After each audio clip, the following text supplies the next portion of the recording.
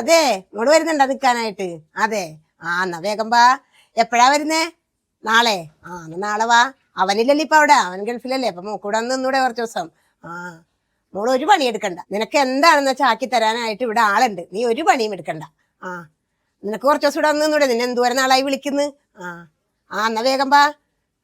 എപ്പോഴാ വരുന്നേ? നാളെ? എന്നാ പിന്നെ ഇന്ന് തന്നെ പോന്നൂടെ? എന്നാ നാളെ വാ. നീ വന്നിട്ടേ തിരക്കുടിച്ച് ഓടാൻ നിൽക്കണ്ട.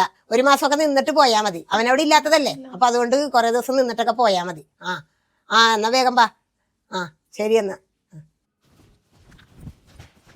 എന്റെ ദൈവമേ, ഒരു മാസം ഞാൻ കുരിശിനെ ചുമക്കണമല്ലോ.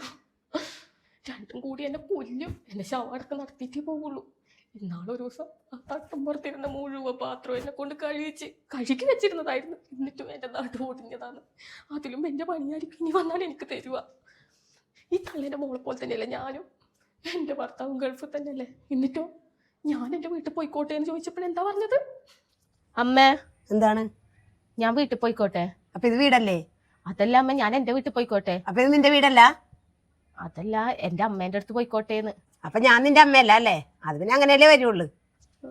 പറയുന്നേട്ടാ തോന്നുന്നു എന്നോട് സപ്രമഞ്ചക്കാട്ടിലിരുത്തി ആട്ടേന്ന്. ഒരു വീട്ടുവേലക്കാരിന്റെ വില പോലും തരുന്നില്ല. അങ്ങനെയല്ല അമ്മേ, വീട്ടിൽ കുറച്ചു ദിവസം പോയി നിൽക്കാൻ വേണ്ടിയിട്ടായിരുന്നു. ഇപ്പൊ എവിടെയും പോകണ്ട, ഞാനിവിടെ ഒറ്റക്കല്ലേ. ഞാൻ വന്നിട്ടൊക്കെ പോയി നിൽക്കാൻ പിടിക്കുകയൊക്കെ ചെയ്താൽ മതി. ഇപ്പൊ എവിടെയും പോകണ്ട. കണ്ടില്ലേ, ഇതാണ് ഇവരെ ന്യായം. മോക്കൊരു തരം, മരുമോക്കോ വേറൊരു തരം. ഇപ്രാവശ്യം എൻ്റെ ശവടക്കം നടത്താൻ ഞാൻ സമ്മതിക്കൂല. എനിക്ക് കുറച്ചു കാലം കൂടി ജീവിക്കണം. ഇനി എന്തോ ഒരു വഴി. ഇവരുടെ എങ്ങനെയൊന്ന് രക്ഷപ്പെടുക?